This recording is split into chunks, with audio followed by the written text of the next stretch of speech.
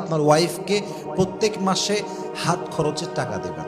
বইয়ের জন্য খরচ করলে আল্লাহ আপনার রিজিকে আরো বেশি স্বচ্ছতা দান করে। বইয়ের জন্য খরচ করলে আল্লাহ আপনার জীবনটাকে একদম বরকত দ্বারা ভরপুর করে দিবে। সুবহানাল্লাহ পড়ুন সবাই।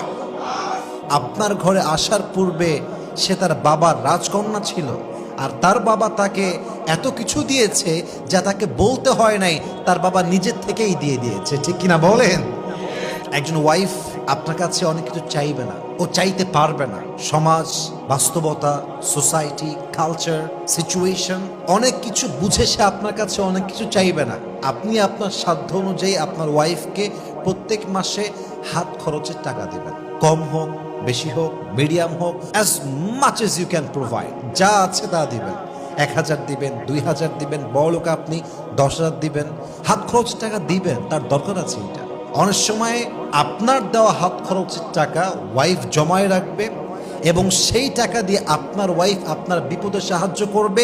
এটা নামই হচ্ছে ওয়াইফ। ঠিক কিনা বলেন? একটা কথা আপনারা রিয়েলাইজ করেছেন কিনা দেখেন, আমরা জাস্ট নামে বলি যে বউ হচ্ছে আমাদের জীবনের সবচেয়ে বেশি জ্বালা। আমরা নামে বলি যে বউ হচ্ছে আমার জীবনে সবচাইতে বিরক্তিকর জিনিস, কিন্তু বাস্তবতা হচ্ছে এটা জাস্ট মুখের কথা। বিপদে পড়লে, কষ্টে পড়লে, অসুস্থ হলে, রোগী হয়ে গেলে, বিছান ধরা হয়ে গেলে একমাত্র বউ ছাড়া আশেপাশের কাউকে হারিকেন দিয়ে খুঁজে পাওয়া যায় না। ঠিক কিনা বলেন?